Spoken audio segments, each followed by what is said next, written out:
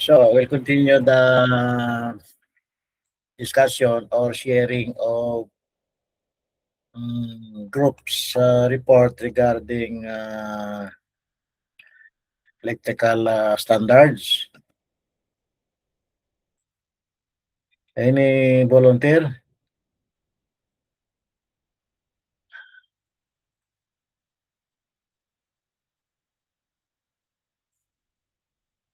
Any group? Any group who wants to discuss their work?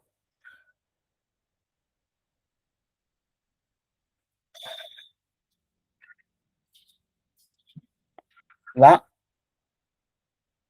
Nobody is prepared?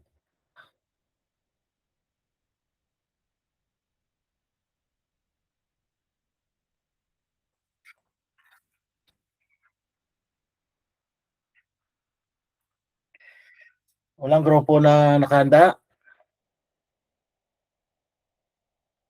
Oh, bakit naman?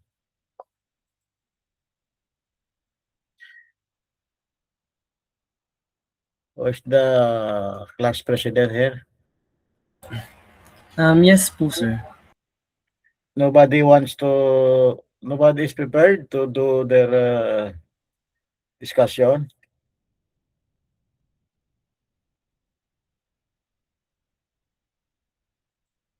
Di ba hindi pa naman lahat nakalako, no? By the way, after we have done or after all the groups have done their discussion or sharing their report, no? We'll do a second cycle. So you prepare your next report also. Lahat ba nakapag-report na? Hindi pa po, sir. O bakit walang gusto mag-sharing? Magpantay. Sir, hello po sir. Kami po yung unang nag-report po sa may Okay. Yes, Other students? Sige, Abayon. Go ahead.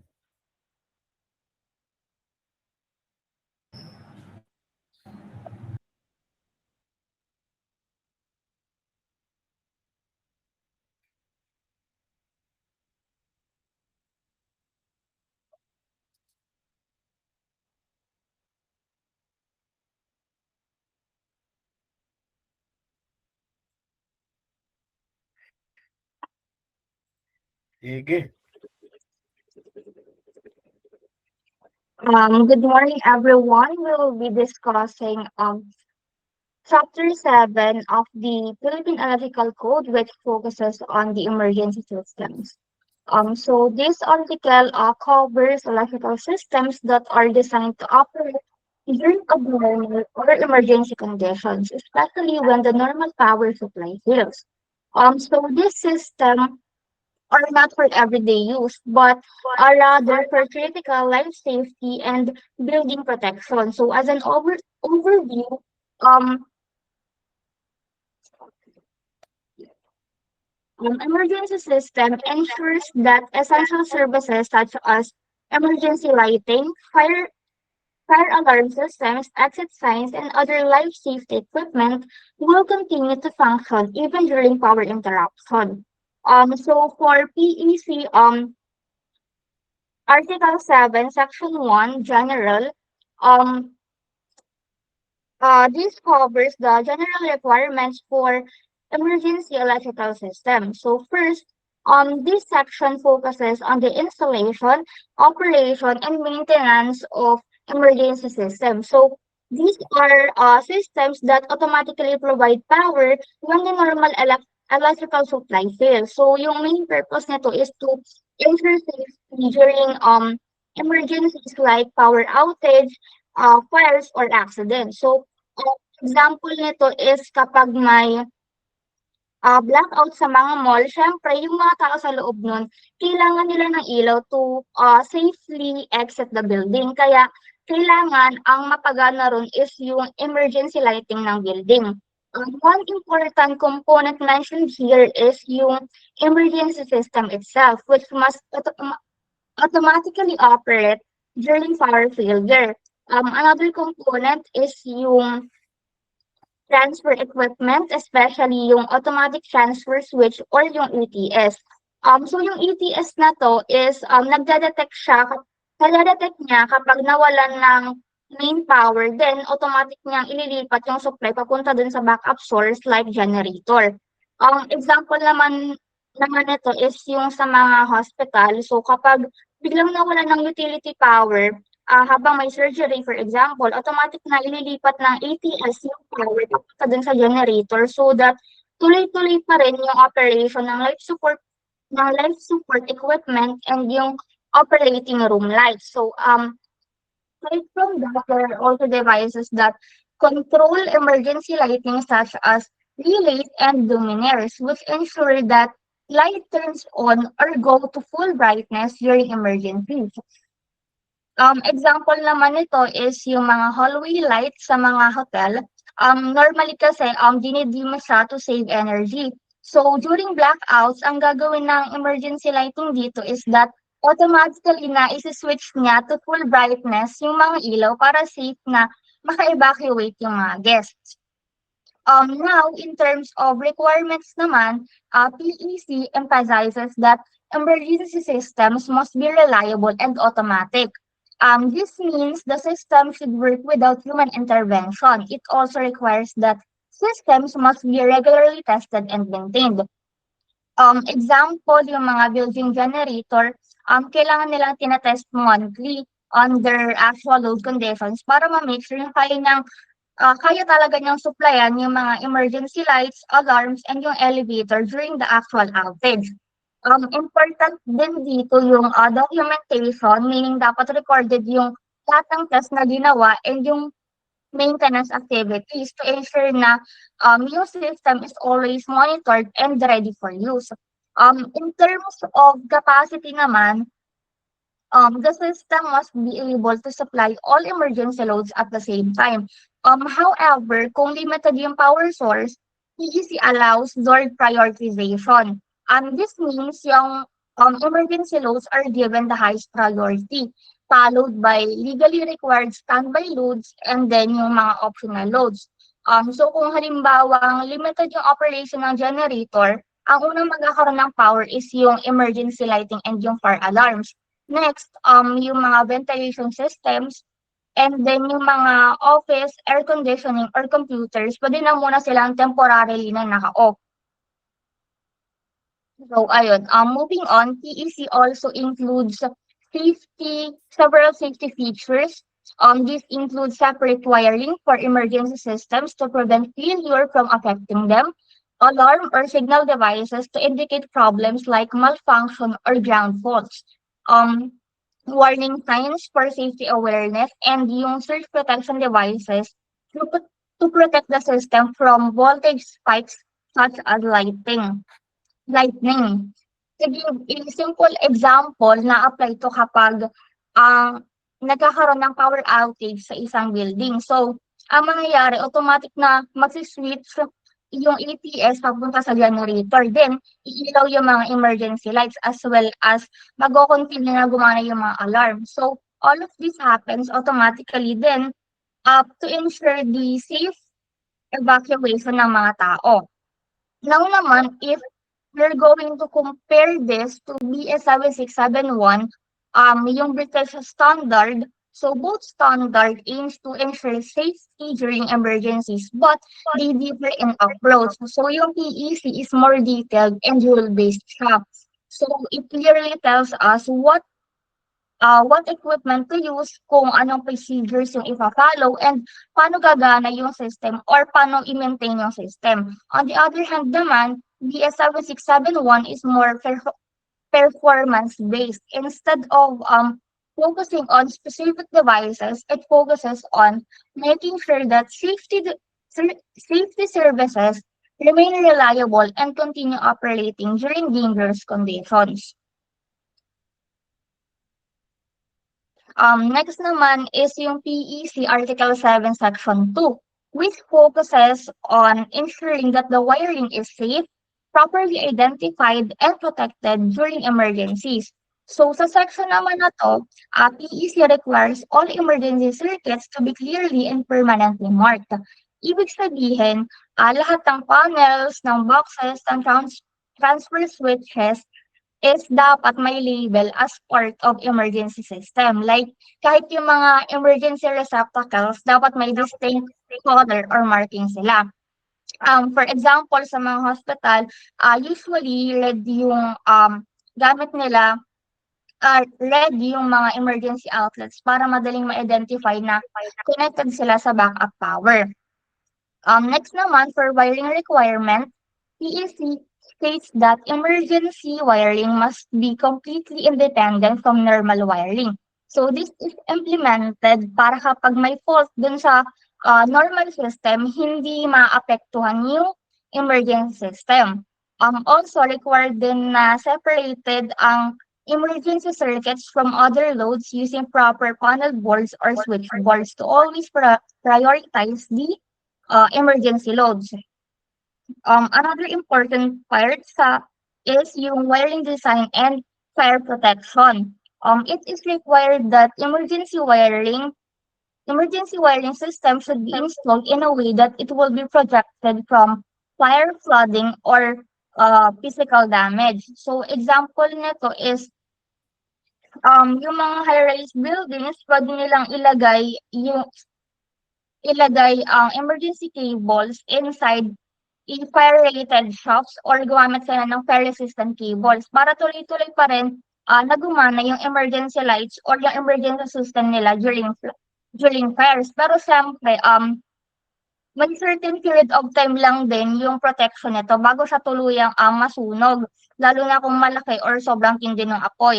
Kaya ang goal lang nito is mabigyan ng enough time yung mga tao para makapag-evacuate sila ng safe habang operational pa yung emergency systems.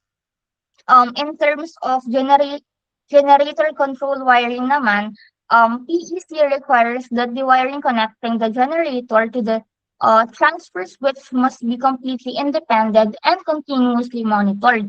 So if ever man na magka-problema sa wiring control na to, dapat matatrigger agad yung alarms and automatically na magsa-start yung generator. So to summarize, PEC Article 7, Section 2, this section ensures na emergency wiring ay properly identified, separated, protected, and reliable during the emergencies.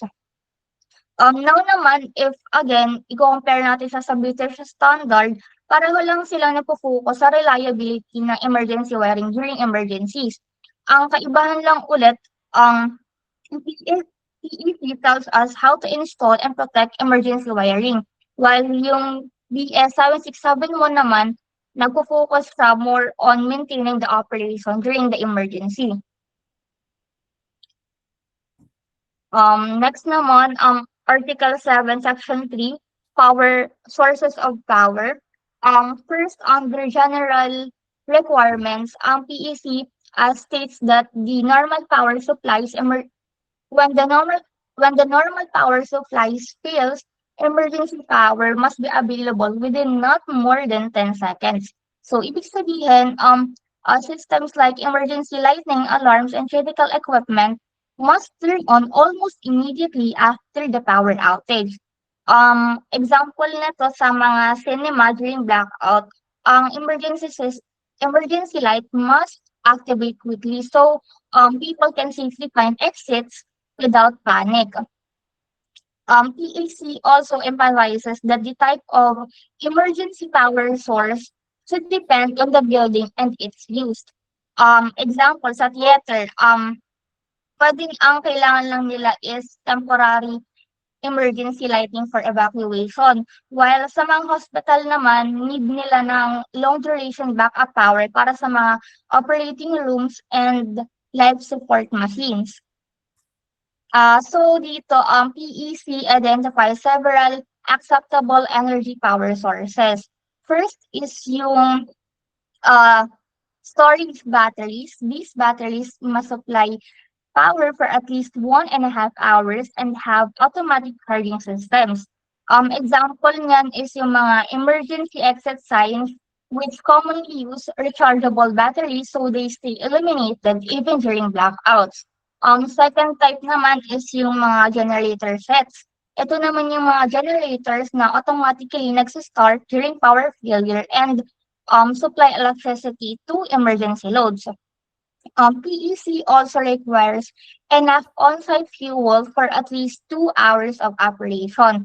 So this is important lalo na sa mga disasters tulad ng typhoons wherein pwedeng magkaroon ng malalaking power interruption. So possible na hindi and then possible na hindi agad available yung fuel delivery. Kaya kailangan may enough na fuel supply yung generator para tuloy-tuloy pa rin yung operation niya. And aside from that, nire-require din ng PEC that when a generator takes longer than 10 seconds bago mag-operate, dapat may auxiliary power source siya tulad ng UPS or uninterruptible power supply. For example, sa mga banks, gumagamit ng UPS systems yung mga power servers para hindi mawala yung data habang hinihintay pa lang na mag-start yung generator. Ang bukod naman sa mga generators and UPS, ang isa pang emergency source na pinapayagan ng TEC is yung separate utility service. Ibig sabihin, may other independent power supply connection yung building para mas maging reliable yung emergency power system niya. Another power source na pinapayagan ng PEC is yung fuel cell system. So, as long as it can provide enough power for at least 2 hours of operation, so, ayun, pwede siyang gamitin. And then lastly, meron ding tinatawag na unit equipment. Ito yung mga self-contained emergency lighting units na may sariling batteries and lamps. So, PEC require these units to be permanently installed at properly connected lighting circuits to ensure that it is reliable during emergencies. So to summarize PEC Article 7, Section 3, this section ensures that emergency systems has a reliable power sources that can operate automatically, provide sufficient power, and continue working during emergencies. So now again, if i-compare natin siya sa BS 7671, both standards aim to ensure that emergency systems remain powered during dangerous situation. However, PEC tells us lang what power sources to use at kung paano siya i-install, while yung BS 7671 nagfo-focus lang siya on ensuring that power remains available during emergencies. Now naman, let's proceed to emergency systems. Emergency system circuits control emergency lighting and current protection. Good day, everyone. Now that my partner has discussed the overview of emergency systems and circuit wiring, I will now present the emergency system circuits for lighting and power, followed by control of emergency lighting circuits and overcurrent protection, and then compare each of these with BS 7671, the UK standard. First, let us discuss the emergency system circuits for lighting and power. These circuits are specifically designed to supply essential and life safety loads during abnormal conditions, particularly tuwing kapag nagpe-fail yung power supply. These loads include emergency lighting,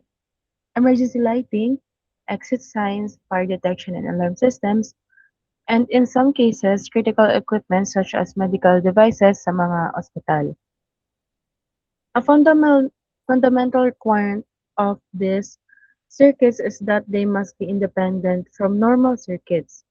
This independence is crucial because pinipigilan niya yung mga dahilan ng pagka-fail ng normal electrical system such as short circuits, overloads, and ground faults from affecting the operation of emergency systems. In other words, the failure of the main system must not compromise the availability of emergency power. For example, sa mga ospital, if a fault occurs in the normal lighting circuit, yung mga emergency circuits supplying operating rooms, corridors, and intensive care units must continue to operate without interruption. This ensures not only visibility but also the continuity of critical medical procedures. In terms of installation, these circuits must be arranged para ma-minimize exposure sa hazards such as fire, mechanical damage, or environmental conditions. This includes proper routing, physical protection, and sometimes separation from other wiring systems. Additionally, they must be clearly identified and labeled, allowing maintenance personnel para ma-distinguish siya ng madali from normal circuits, which reduces the risk of accidental disconnection. Ultimately, the purpose of these requirements is to ensure that emergency circuits provide continuous, reliable, and uninterrupted power during critical situations where safety is at risk. In BS 7671, these requirements fall under Section 560 Safety Services, Regulation 560.7 Wiring Systems for Safety Services. While PEC mostly focuses sa circuit separation and independence, ang BS 7671 naman ay mas nagbibigay emphasis sa circuit integrity and survivi- survivability under extreme conditions, especially during fire. Ibig sabihin, instead na ang focus ay paghihiwalay lang ng circuits, nare-require ng BS 7671 na ang wiring systems ay dapat kaya mag-maintain ng function nila kahit exposed sa fire or mechanical damage. Usually na-achieve ito through the use of fire-resistant cables, mineral-insulated cables, or protected routing systems. For example, under PEC, emergency circuits are kept separate para maiwasan ang interference. Under BS 7671 naman, kahit magkaroon ng sunog, the circuit must still physically survive and continue operating.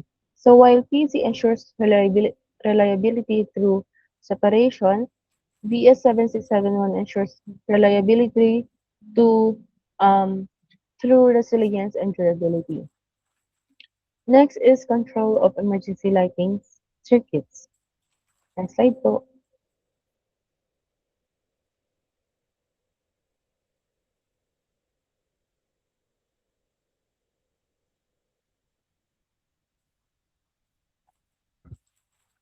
Now let us move on to the control of emergency lighting circuits. The primary objective here is to ensure that emergency lighting is automatically activated during a power failure and provide sufficient illumination for safe evacuation and movement. Under PEC, strict control measures are implemented para maiwasan ang accidental or unauthorized interference. The switches must not only be accessible to authorized personnel to ensure that untrained individuals cannot unintentionally disable the system. Additionally, prohibited ang paggamit ng three-way and four-way switches since multiple switching points increase the possibility of incorrect operation or confusion during emergencies. Carefully, carefully consider din ang location ng switches. They must be placed in secure and controlled environments such as control rooms or electrical rooms rather than in publicly accessible or high-risk areas like stage platforms or projector posts. This minimizes the likelihood of tampering or accidental switching. For exterior emergency lighting, automatic controls such as photocells or light sensors may be used. These devices allow the system to respond automatically to environmental conditions, for example, turning the lights off during daytime and ensuring that they activate at night when needed. In addition, devices such as beamers, relays, and control systems are permitted, but only if they are specifically designed and listed for emergency use. These devices must include a fail-safe mechanism that overrides normal operation during emergencies. For example, sa mga commercial establishments like shopping malls, lighting system may normally operate at reduced brightness for emergency efficiency. But during a But during a power failure, the system must automatically switch to full illumination to ensure visibility and safety. Similarly, for sensor-based systems such as motion detectors, the design must ensure that lighting is automatically activated during emergencies regardless of sensor input. In other words, kahit walang motion na ma-detect, the emergency lights must still turn on automatically. Another com- Another critical component is the automatic transfer of power. Kapag nag-fail ang normal supply, the system must rapidly switch to an alternative source such as generators or battery systems using transfer Ah, switches. so excuse me, are you using the same ano, the same, screen?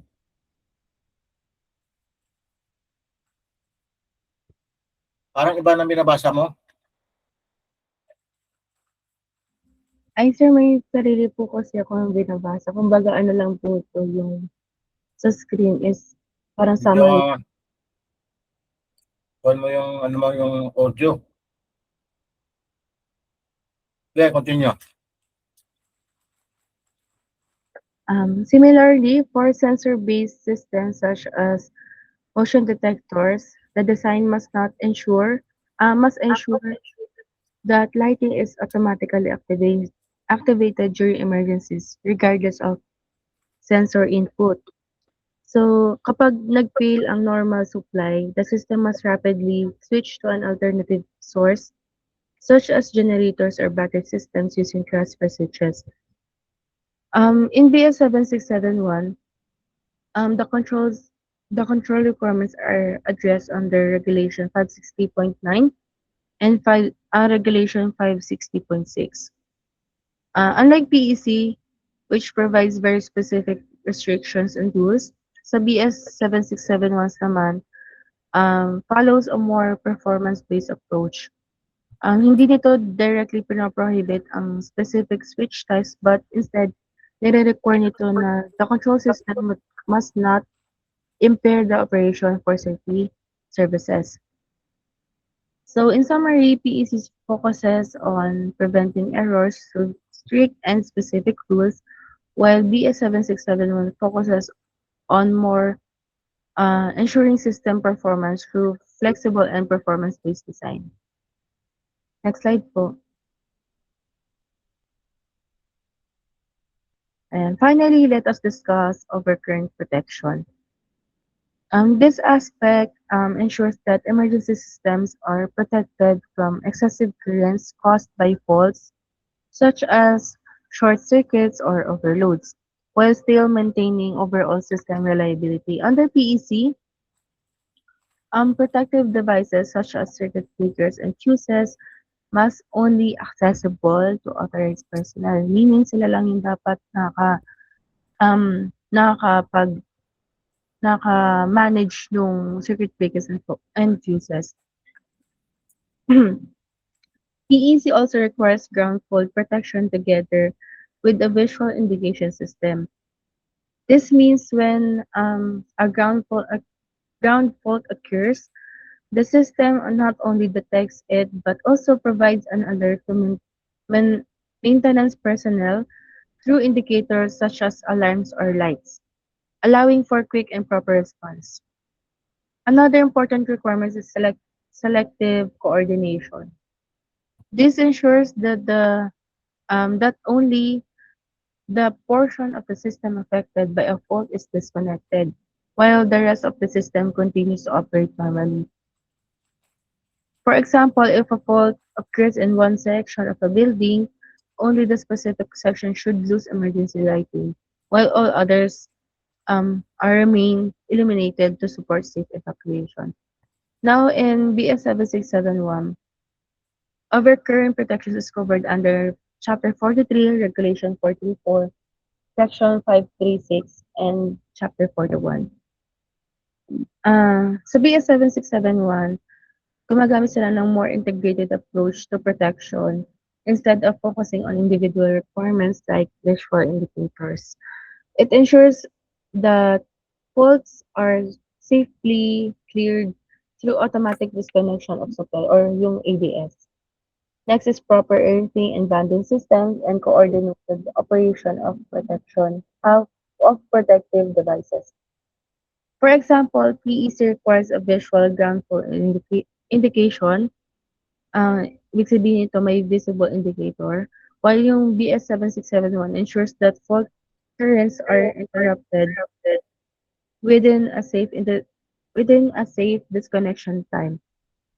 Reducing the risk of harm even without visible alerts.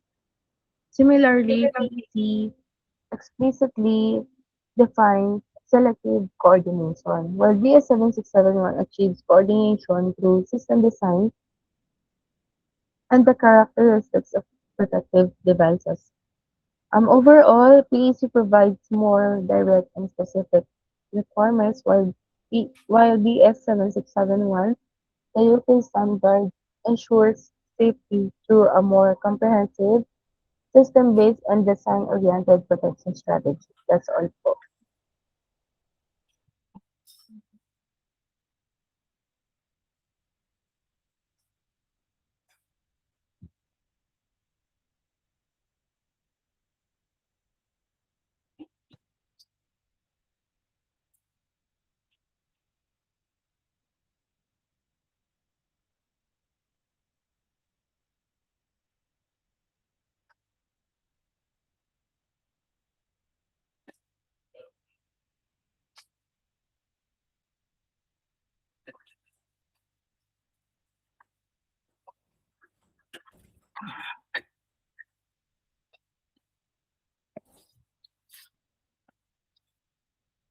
Done? Yes, sir. Are you finished? Yes po. Pwedeng paki-alis yung mo, screen.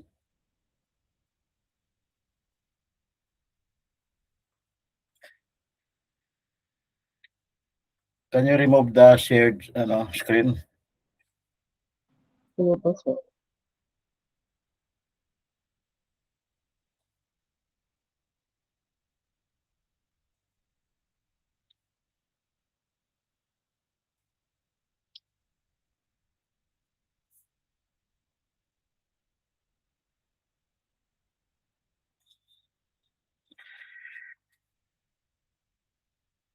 Very good.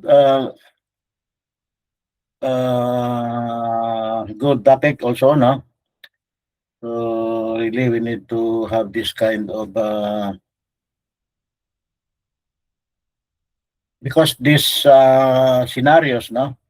I mean, as a as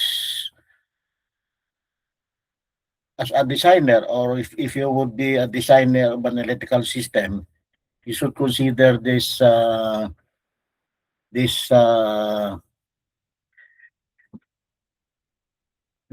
systems, emergency systems, di ba? Kung residential lang, it is only if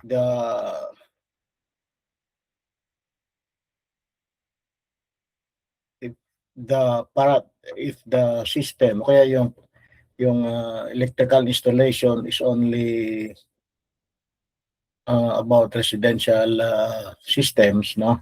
Or about residential, then maybe the method of understanding or the application of emergency systems might be simple, di ba? Kasi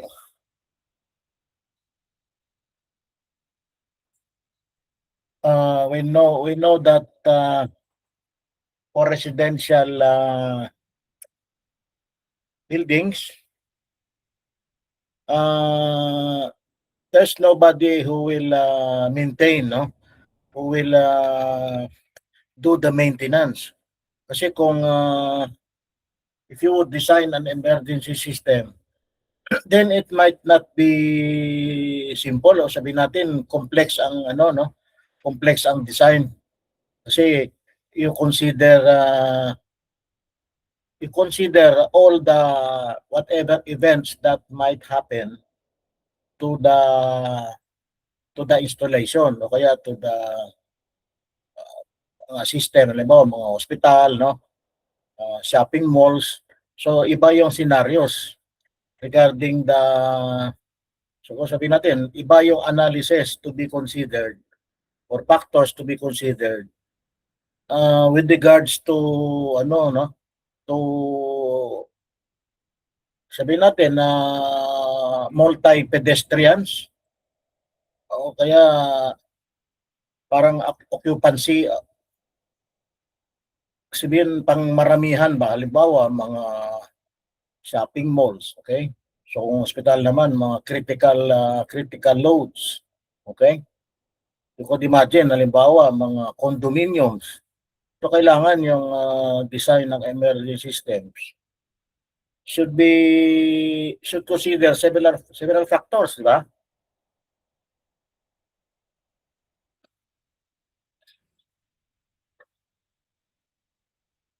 For residential, maybe we can start with the understanding of the emergency system to be considered for a residential project or installation, no? So, halimbawa siguro kung mayroon kang main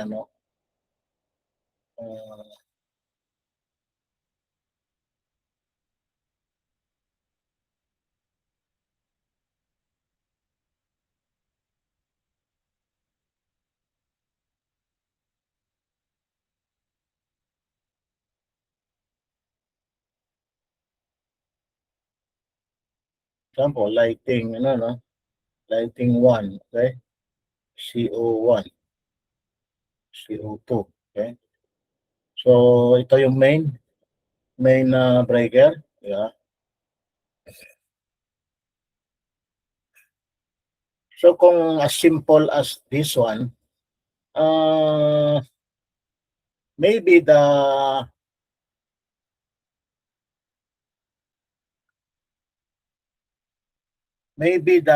emergency system to be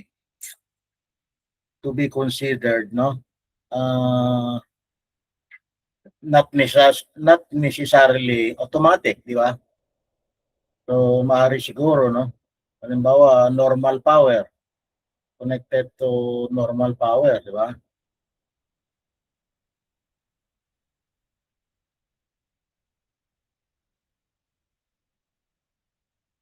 So kung mawala ang normal power, then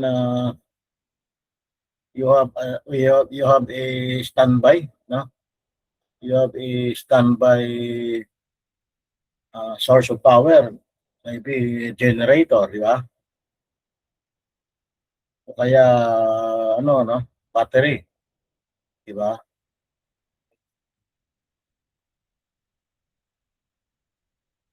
So yung battery, nowadays kung mag-design ka talaga ngayon, no, if you would be the designer, you need already to consider this kind of system. Kung wala man generator, at least yung battery, no, battery na charge from solar, no? Para ano na ngayon eh. But then the manner of changeover, di ba? Pwedeng manual, di ba?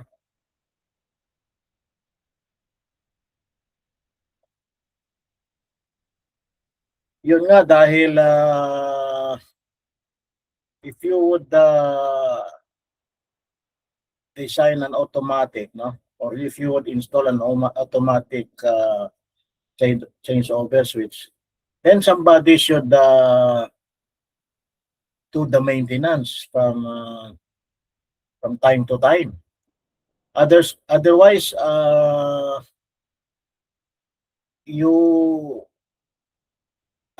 maybe yung bang you need the emergency power, but it will not work, no? Or maybe it is already stuck up for halimbawa taon na, no, several years. It is not operating. So when it is needed, then it is possible that it will not work, no? So that's the problem also with the automatic, okay? Otherwise, kung automatic, somebody should maintain, no? Yan ang problema ng may automatic. Kasi pag automatic, that means kung mga meron ka mga change over relay, then the relay is always energized. Diba? Parang ganito. Kung meron kang relay, no? Halimbawa, X, okay? And then,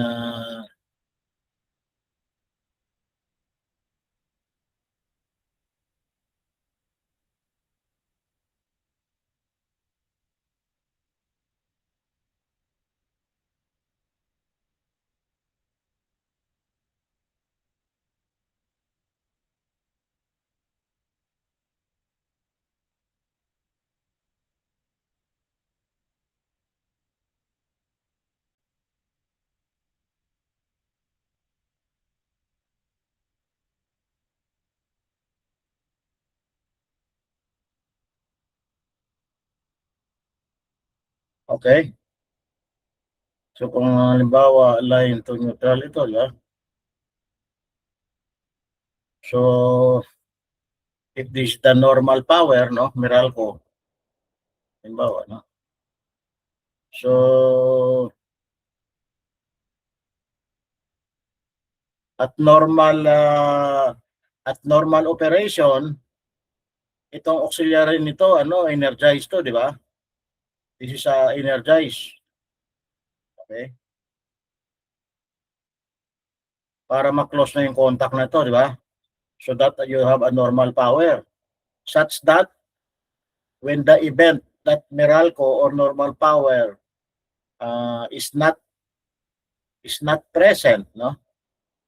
Or is not available, then the auxiliary relay will be de-energized. Okay?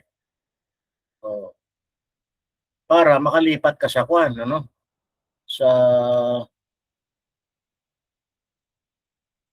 ito.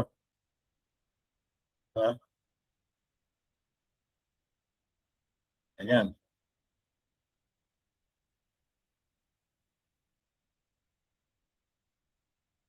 Okay? So, dito yung generator ng bawa, kaya battery. So, as long as the normal power is present, the auxiliary is energized. If the normal power is not available or zero, then the auxiliary relay will de-energize, ma-isolate itong normal power contact, no? Papalit. The other side, meron kang mga B contact, normally close contact. Kung may battery ka available, then so ganito yung style ng kwan, di ba? Ng automatic. The other one is that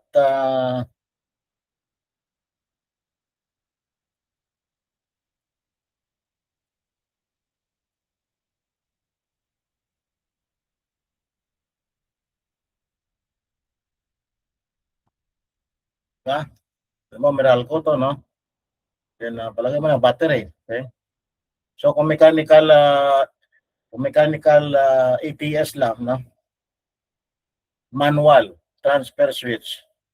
Then meron nga lang interlock balik, no? That it is blocking, for example, the normal or the breaker for the normal power. Kung naka-on bali, you cannot switch on the other side because the breaker should function one at a time, no? So it is blocking the other side, but it is only a mechanical, some mechanical lever. Okay, but then it is this is good for a simple system, halimbawa residential. Lalo na walang na-maintenance, then this one is good, no? It's better kasi otherwise, what's the use of having an auto transfer switch? Then it's not working after some time kasi wala nagme-maintain, no? So itong isa to, ATS, di ba? Okay, that's for the, di ba? For residential. So kung, of course, kung mga hospital, siguro mga malls, theater, so kailangan automatic, no? I don't know, parang 10 seconds nga, matagal na yun eh. No? Siguro depends on the requirement of the installation or of the system. So kung this for residential, di ba? So kung otherwise, other system, kailangan halos automatic, no? Automatic start ng generator. Bear in mind that the generator and the normal power or standby generator should not be in parallel with the normal power. Okay? Kasi kailangan may mga synchronizing circuit ka pa. We analyze also, no? I want my students to think also na ang emergency power, I mean, there are some factors need to be considered or some scenarios that need to be considered in designing emergency system, no? O pwede kasing ganito eh, no? Halimbawa, main MCB, and then meron kang mga branches, di ba? Halimbawa, circuit 1, no? Circuit 2, circuit 3. Okay. So, normal power.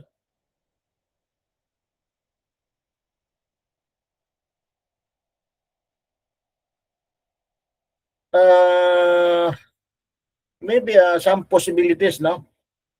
There's some short circuit here. There's a fault. Okay. Maybe there's a fault on this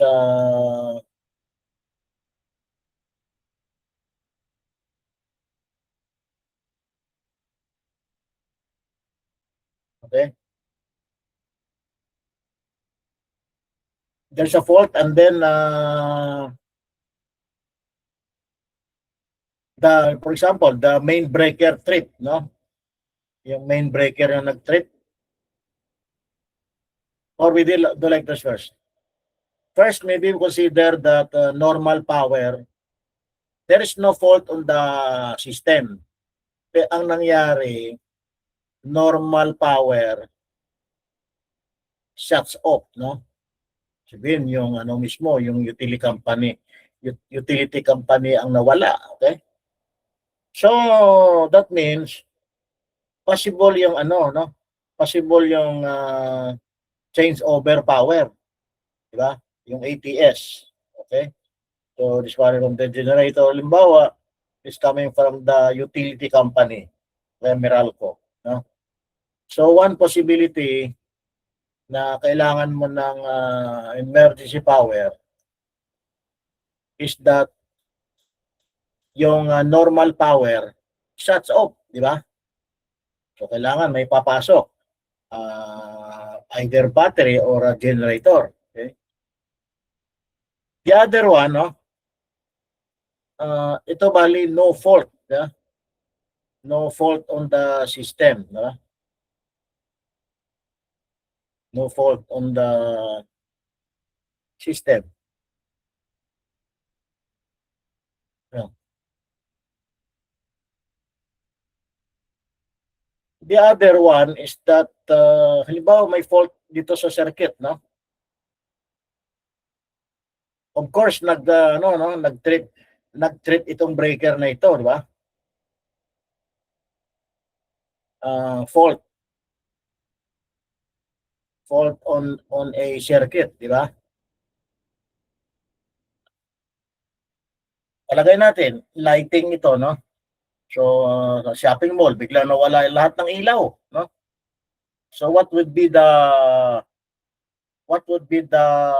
possible solution? Yung na-discuss nila kanina, no? Iba-ibang standard 'yon, no? it is possible also that yung lighting, no? Dalawa ang supply bali niya, no? O kaya there is a standby battery. Yung lighting, there is a standby. O kaya there is a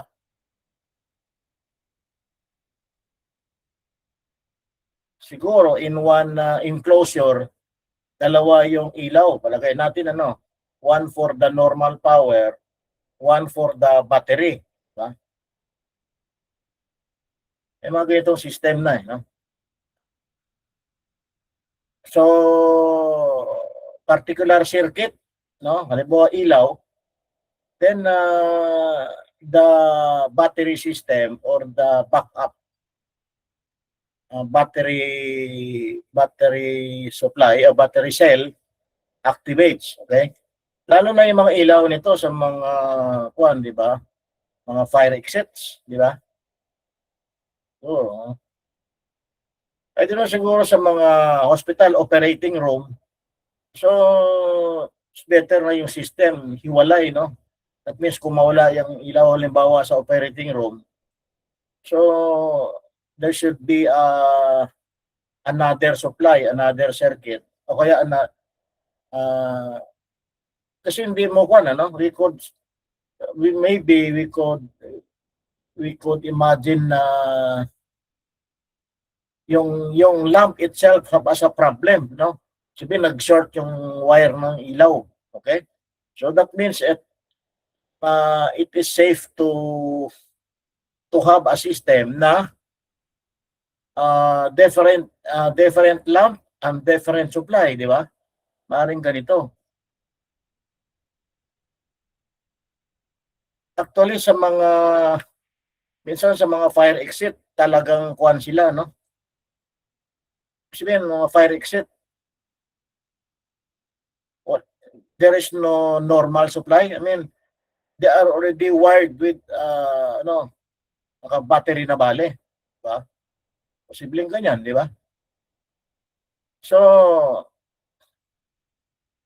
there's no danger of a, for example, power interruption na mawala yung ilaw sa mga fire exits, okay? But then kailangan nito maintenance, di ba? Siyempre kailangan maintain mo yung mga battery system, di ba? Ano pang possibility, no? Of course, kaya minsan sa mga system din meron kang kuan ano halimbawa solar PV panel, solar PV system, and then have a battery, and then you have this essential loads, no? That means the battery system will supply not the whole installation. Otherwise, because ang battery, napakamahal ng battery, battery banks, battery cells, it would be expensive, no? I mean, the cost is, alam nyo naman, mahal ang battery, no? So, sometimes the system, I mean, you would design only such that you have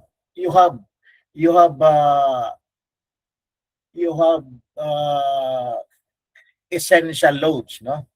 Sabihin, you have already selected or having essential loads to be supplied when the power fails, no? That means meron kang priority, no? Priority loads, di ba? Tulad naman mga elevator siguro, no? So, minsan I mean, parang minsan there is no one solutions to all of this, no? Kasi maraming senaryo. Na ano ko dati sa condominium diyan sa Rotonda, Welcome Rotonda, no? Dalawa yung elevator ng kuan eh. Parang ito. Yung mga elevator pala, So, ilang elevator ko yan? 4 na elevator ata sa condo, no? Yung mga motors, alam mo, M1, M2, M3, M4, no? Ang nangyayari, they have only one cable ducting, no? O one cable duct. Okay? Sabihin ito, paakyat, no? Only using one ducting system, no? Anong nangyari? There's a fire, no? There's a fire that happened, or fire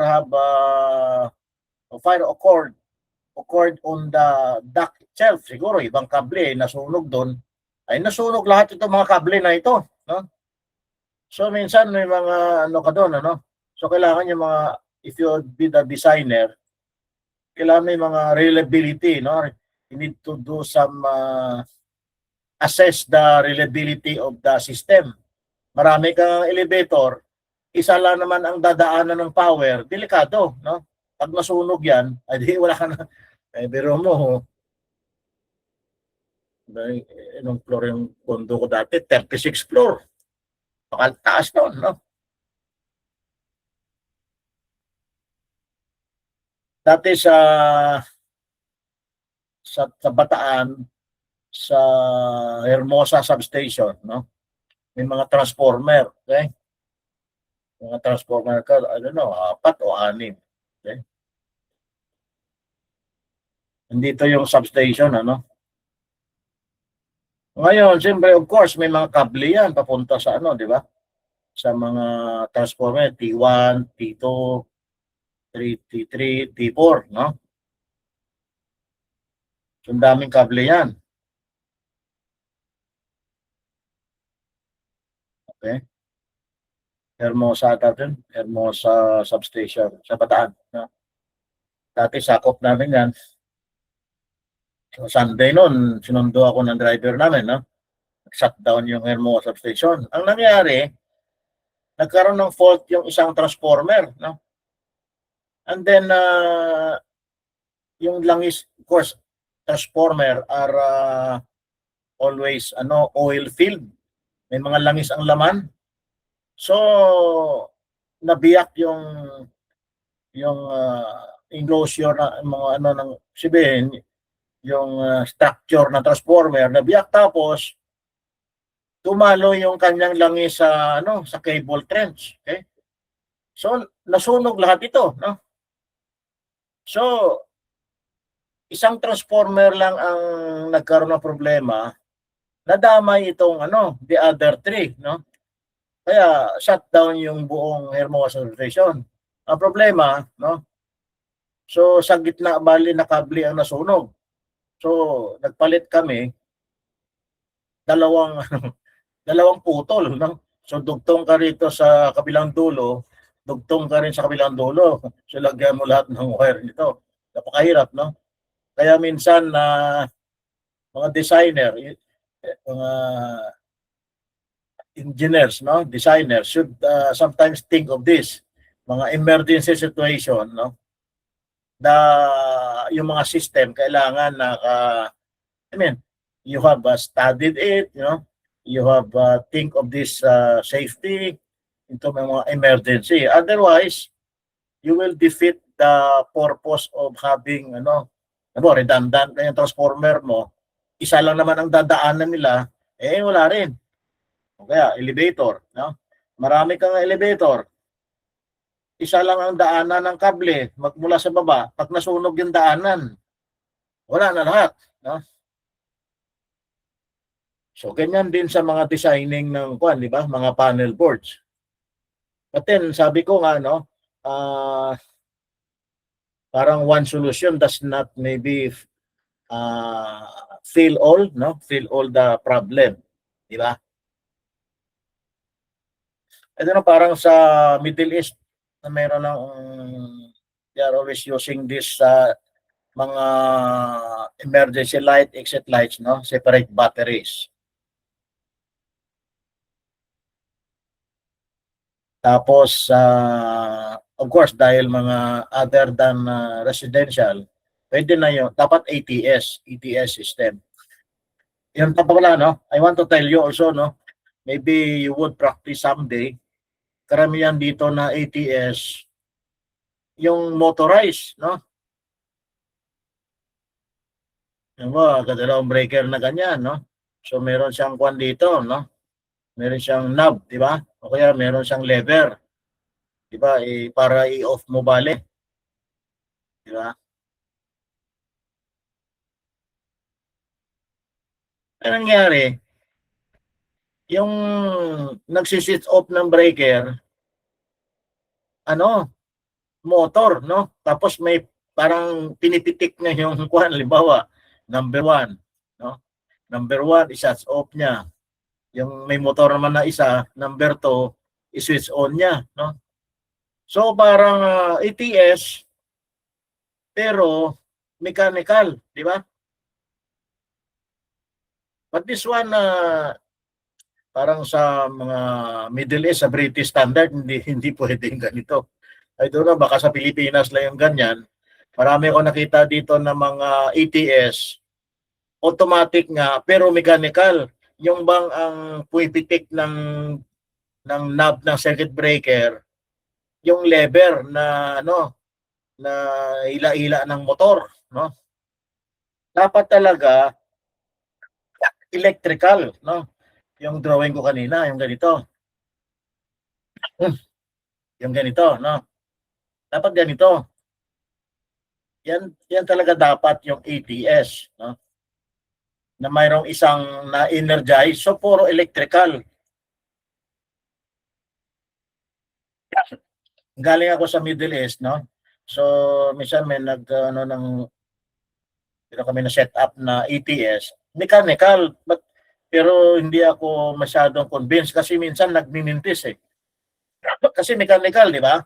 So, naturally, nagbabago yung kwan, yung posisyon.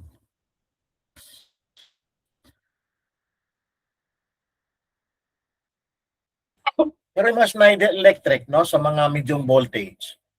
Problema mo lang sa kwan sa low voltage eh. Pero sa medium voltage, pwede na yung mga circuit breaker sa medium voltage.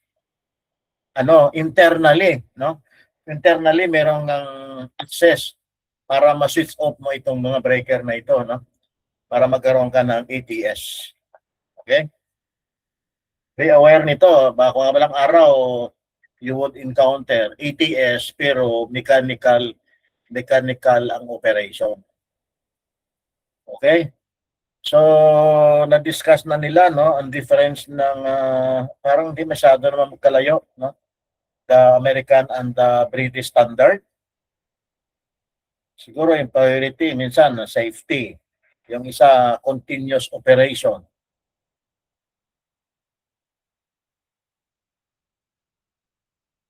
Kaya kahit sa ano no, sa mga utility company, alam mo yung inyong subdivision, no? Dito ka nakatira sa isang street.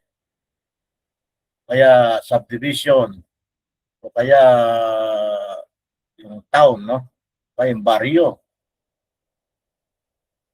Pagka minsan, diba, malakas ulan, I don't know, bilang mawala ilaw, no? Run out. Yung operator, of course, ano ko na-discuss ko na, meron siyang reclosing allowed one shot, no? Kaya pagka may burnout, huwag mo agad hawakan yung wire, no? Kasi initially, merong trial yan na one shot. I-energize ulit ang linya, no? Pagka sustain, sabihin may fault ulit, then no? Subject to inspection. Okay? Pero minsan may mga protection na matatalino, smart protection, alam yung fault, no? Ideal line to ground, yung single line to ground minsan allowed nila yan. Minsan line to line fault, okay? Three-phase fault. So dito ata meron kang one shot reclose, no? Kasi minsan tinatamaan na ng kidlat yung kwan eh. yung main, yung medium voltage. Okay? Pag tinamaan ng kidlat, di mawala na yung kidlat, pwede mo ulit ma-energize, no? Pero ano lang yung minsan yan, parang line to ground fault lang yan. Otherwise, other faults, wala na itong kwan, not allowed, no? Not allowed yung energization. Eh, minsan mapapansin nyo dyan sa, I don't know what, your location, minsan mawala ng ilaw, tapos babalik yung ilaw, tapos kukurap lang, ibig sabihin, the fault is sustained. Ibig sabihin, I don't know, siguro na natumbahan ng puno, so nag-energize, ulit, burn out ulit, no?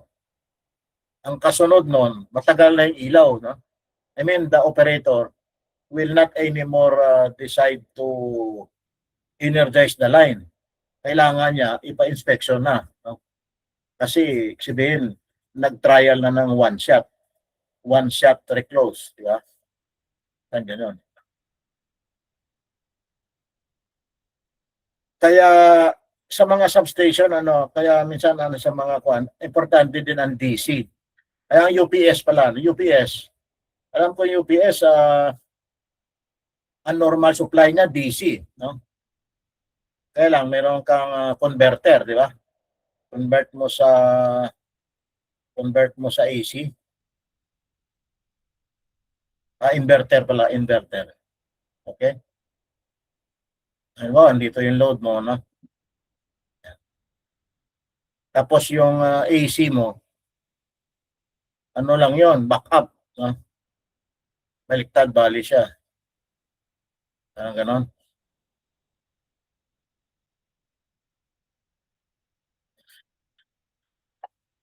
Maring maybe, no? In other system, ang UPS, ang normal power niya AC, tapos the standby power is DC. Pero experience ko sa Middle East, UPS, ang normal power nila DC, no? Then convert to invert to AC, okay? Kasi minsan may mga engineering workstation para mga data, okay? So, ang standby yung AC. But then depends also on the system, no? Just be aware that maybe ang minsan ang mga emergency system baliktad. Imbis na AC yung normal, DC yung normal. Okay?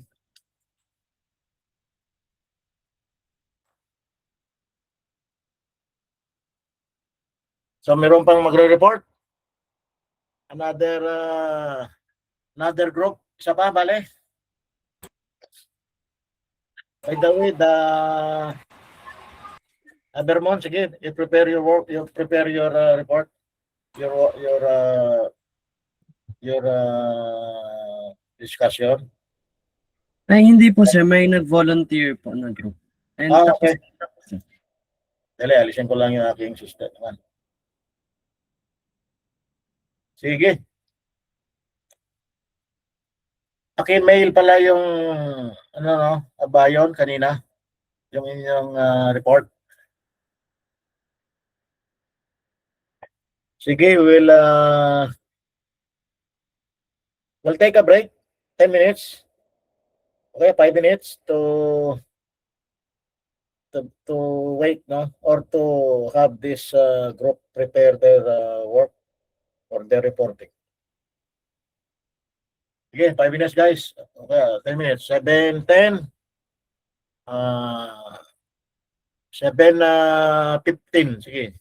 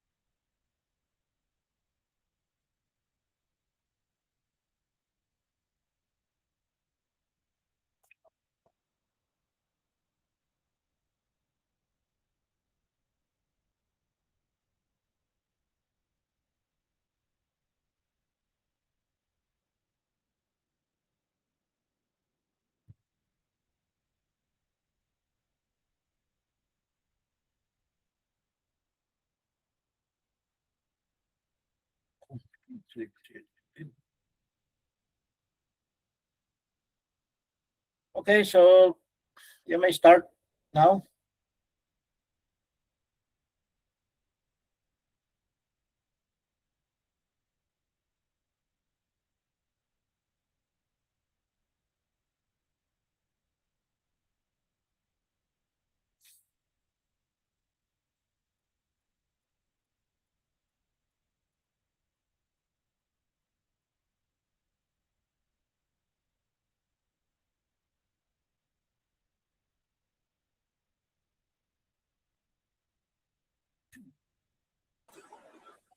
So, audible naman po ba, sir? Okay. Okay. So, good evening, everyone. For our topic is wiring and installation practices, which is in the Philippines and the Germany. We are the group 19, together with Miss Rivera Tricia, and we are group 19, and this report focuses on comparing how electrical systems are installed in two different countries, which is the Philippines and Germany nga. So, bakit nga ba importante ito? Yung wiring practices is important because it's directly affects safety, efficiency, and reliability of electrical systems. By looking at the Philippines and Germany, makikita natin yung cultural, environmental, and regulatory factors na nag-shape sa electrical standards sila. Sa Pilipinas, makikita natin na sumusunod tayo sa American-based codes, which is yung NEC, while sa Germany naman, pinapalo nila yung European International Standards, which is IEC. So, this difference gives us a good opportunity to analyze how practices vary across regions. So, for our objectives for this presentation, first, we need to compare wiring practices in the Philippines and Germany. Second, to analyze differences in three key areas, which is wire sizing, color coding, and conduit systems. Lastly, to evaluate the effect or rather impact of these differences on safety, efficiency, and system reliability. In other words, gusto nating makita na hindi lang kung anong pagkakaiba, subalit na tapwat ngunit kung paano ito nakakaapekto sa actual performance ng electrical systems. For example, mas maluwag ba ang rules sa Pilipinas or mas strict ba sa Germany? And what does that mean for safety and long-term use? So next slide. Excuse me. In the Philippines, we use the Philippine Electrical Code, which is the PEC. This is patterned after the National Electrical Code, which is the NEC from the United States. Kaya maraming similarities sa American practices like wire slicing tables, grounding methods, and installation rules. While in Germany naman, they follow the DIN-VDE standards, which are aligned with IEC international standards. IEC is widely used in Europe and other parts of the world. Both codes aim for the same thing, which is the safety, standardization, and proper installation. Pero ang approach ay magkaiba. In PEC is more flexible, while VDE is stricter and more detailed. Example, PEC allows certain adjustments depending on local conditions, while in VDE requires strict compliance and environmental factors like temperature, humidity, and grouping of cables. So next slide. So for this slide is may natin yung wire sizing ng Philippines and Germany. Wire sizing ay critical or important because it determines how much current a wire can safely carry. Yung factors include current capacity, voltage drop, insulation type, and ambient temperature. So ano nga ba yung purpose nito? Simple lang. Yung purpose nito is to prevent overheating, ensure efficiency, and maintain safety. Sa Pilipinas, we use ampacity tables with basic correction factors. This means yung mga engineers na kaya mag-adjust based on simple rules and making it more flexible. While in Germany naman, mas conservative. They use detailed correction factors like cable groupings, installation method, and environmental conditions. For example, pag maraming cables bundled together, yung Germany, nire-reduce nila yung allowable current rating to avoid overheating. May kita dito na mas cautious sila. Pinaprioritize nila yung long-term safety over flexibility. So next. Yan. So for the slide number 4, makikita natin yung wire size comparison table. Makikita natin na mas mababa ang current rating ng Germany for the same wire size. Bakit? Because they apply stricter correction factors. This reduces risk of overheating and prolongs the life of installation. Sa Pilipinas, mas mataas ang rating, which is allows for flexibility and cost savings. Pero may risk kung hindi maayos ang installation. So the trade-off, Philippines flexibility and cost efficiency, while in Germany, stricter safety and reliability. Both countries prioritize safety pero magkaibang approach. The Philippines follows American-based practices, flexible and practical, while in Germany follows IEC-based standards, stricter and conservative. These differences affect not only safety but also efficiency and reliability of electrical systems. We, as future electrical engineers, it is important to understand these standards because wiring practices are not just technical. They reflect culture, environment, and priorities of each country. So, to continue this, may I call on Ms. Rivera? Thank you, Harold. So next is color coding.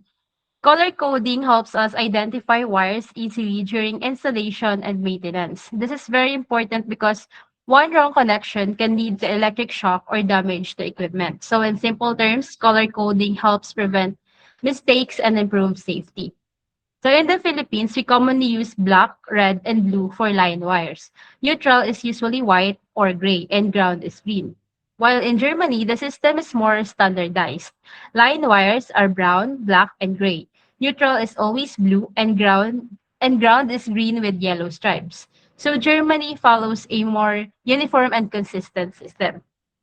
Looking at both, the Philippine system is more flexible, especially when materials vary, but because of that flexibility, inconsistencies can happen. Germany's strict system improves clarity and safety since everything follows one standard. It's easier for electricians to identify wires, especially during maintenance, and that reduces the chance of wiring errors. Next. Now let's move to conduit systems. Conduits protect wires from physical damage, moisture, and environmental factors. They also help organize the wiring, which makes troubleshooting and maintenance much easier. So in the Philippines, we commonly use polyvinyl chloride or PVC and flexible conduits. Installations can be surface mounted or concealed depending on budget and conditions. While in Germany, the system is more structured. Cable routing is more organized with stronger mechanical protection and a big focus on fire safety. So again, the Philippine system is flexible and cost-effective, which works well in many situations, but over time, installations may become less organized. While in Germany's approach is more structured, which means better protection, easier maintenance, and improved long-term reliability. And to summarize everything, the Philippines focuses on practical and adaptable solutions, standard tables, flexible color coding, and cost-efficient conduit systems. In Germany, on the other hand, focuses on precision and safety, detailed calculations, strict color standards, and highly structured installations. So as future engineers, this comparison is important. Germany's approach gives higher safety and long-term reliability. The Philippine system gives flexibility and cost efficiency. So, yun lang po. Thank you po. Okay, good. So other groups, please prepare on next meeting, no? But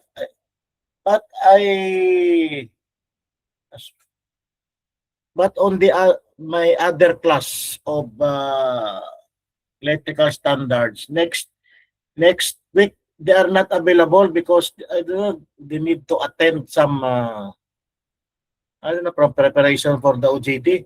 Yung grupo ninyo, wala? Wala po sir. Bali Wednesday po yung schedule po namin. Okay. Sige. Anyway, we continue the discussion, no? Kung wala, I mean, other groups, kung what I mean is kung siguro after one cycle, then we go for the next cycle, no? So please prepare also a second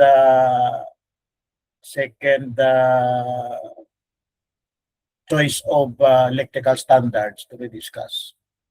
Okay? Okay. Send your attendance to our classroom. So, thank you guys. See you next week. Thank you po sir.